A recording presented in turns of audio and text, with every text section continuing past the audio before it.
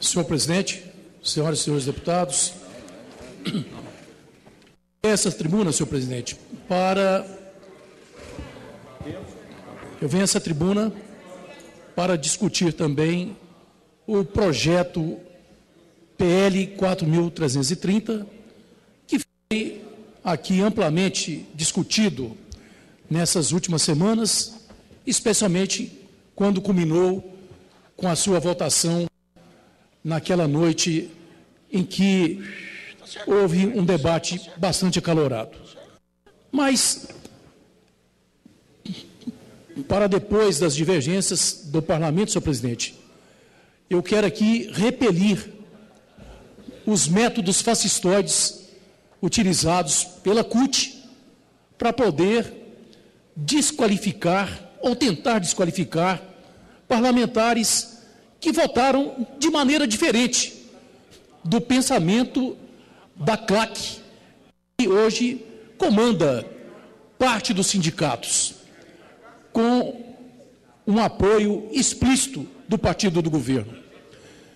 Cartazes de traidores dos trabalhadores, cartazes nos acusando de ladrões de direitos dos trabalhadores. Mas nós que temos história, e vários outros parlamentares que têm história no movimento sindical, têm história em defesa dos trabalhadores e das questões democráticas do nosso país, nós não nos intimidamos com esses métodos fascistoides de tentar repetir uma mentira para que ela se converta em verdade. Exatamente no momento em que o governo da presidente Dilma amarga índices de popularidade, de aceitação que perdem em muito para os seus antecessores. Índices que acusam hoje apenas 13% de aprovação do governo. Exatamente no momento em que milhões de brasileiros vão às ruas clamando contra a corrupção e contra a ineficiência do governo nas diversas áreas, no momento em que o tesoureiro do Partido dos Trabalhadores é obrigado a entregar o cargo porque foi para a cadeia. No momento exato, senhor presidente, em que a Petrobras é obrigada a reconhecer mais de 6 bilhões de reais entre 21 bilhões de prejuízos qualificados como dinheiro desviados pela corrupção. Vem a CUT e pega a bandeira rota da precarização do trabalho, que já estava lá há décadas. Eles brandindo, volta e meia, guardavam dentro dos arquivos. Nesse momento, quando os milhões de brasileiros vão à rua, até mesmo,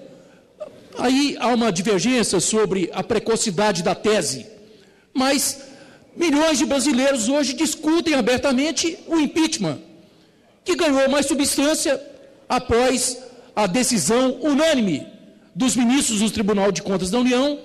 quando a avaliação das pedaladas fiscais, as manipulações que levaram a um superávit,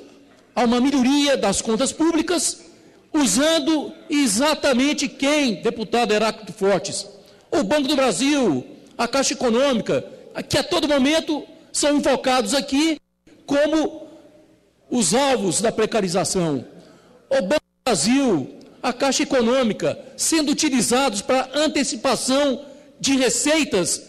e para cobrir gastos que tinham sido feitos há meses nos diversos programas sociais do governo. No exato momento em que nós recebemos no nosso gabinete manifestações de centenas de colegas bancários, funcionários da Caixa Econômica principalmente, pedindo socorro para salvar a FUNCEF, o Fundo de Previdência Privado, construído com os recursos dos funcionários da Caixa Econômica ao longo de décadas, e que agora, em razão de gestão temerária, em razão de uma gestão que certamente deve ter colocado no rol de decisões investimentos sem retorno Em razão desse prejuízo, a FUNCEF está ao lado de outros fundos de pensão, como o Postales, que apresentam dificuldades e que hoje jogam para as costas dos trabalhadores a cobertura desses rombos. Ora, aí vem a CUT, que se proclama como monopolista da representação dos trabalhadores, esquecendo que existe a força sindical, que hoje é uma central que representa milhões de trabalhadores, especialmente os 11 milhões que estão absolutamente em condições precárias, sem qualquer cobertura dos seus direitos previstos na CLT. Essa lei aprovada pela Câmara, senhor presidente, que vai agora ao Senado, ela pretende dar o mínimo de ordem regulamentar, dar o mínimo de segurança para trabalhadores que já existem na Petrobras, no Centro de Tecnologia do Banco do Brasil, senhor presidente. É só ir lá, aqui em Brasília, onde funciona a tecnologia do Banco do Brasil. São centenas, são milhares no país inteiro que tocam o Banco do Brasil e hoje são terceirizados,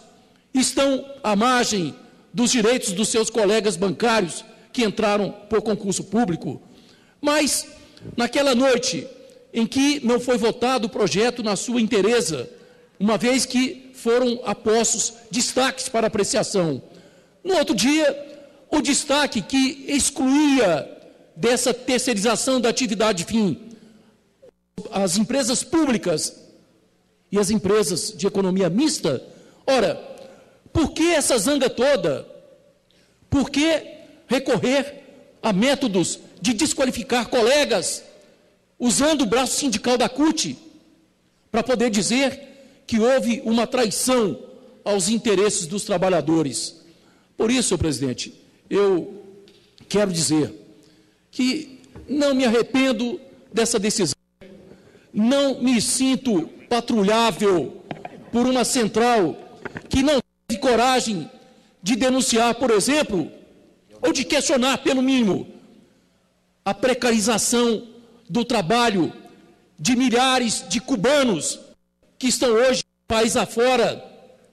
complementando o atendimento em saúde em razão das dificuldades que o nosso país apresenta. E justiça seja feita, não é culpa do governo Dilma, do governo Lula, se arrasta há muito tempo. Quem conhece o SUS sabe das dificuldades de financiamento do SUS e das dificuldades para levar nas áreas mais remotas profissionais que façam principalmente o atendimento básico de saúde. Mas nós não vimos a veemência da denúncia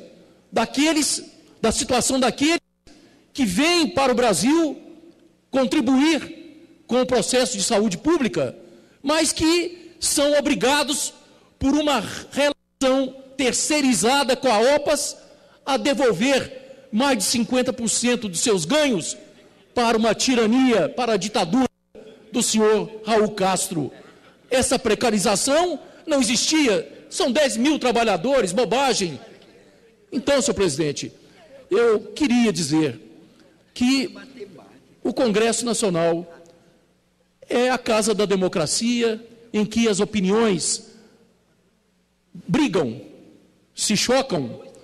e que é lamentável que, quando a gente deveria ter um mundo sindical mais aberto, eu particularmente defendo a liberdade plena, a autonomia plena dos sindicatos, nós, infelizmente, ainda vemos esse tipo de medo que alguns pelegos que estão aí há 10, 20 anos dirigindo essas entidades não querem largar esse osso, estão preocupados muitas vezes, ou muito mais, com os recursos do imposto sindical que estavam em disputa, do que com a situação precarizada daqueles que acusam os deputados, que procuram dar uma segurança jurídica melhor ou maior,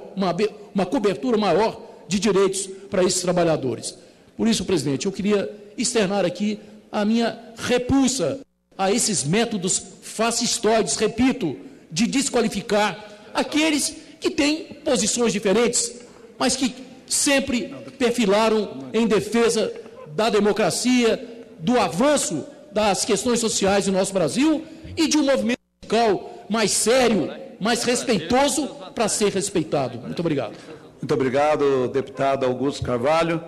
Enquanto a nossa deputada Ana Perugini, do PT de São Paulo,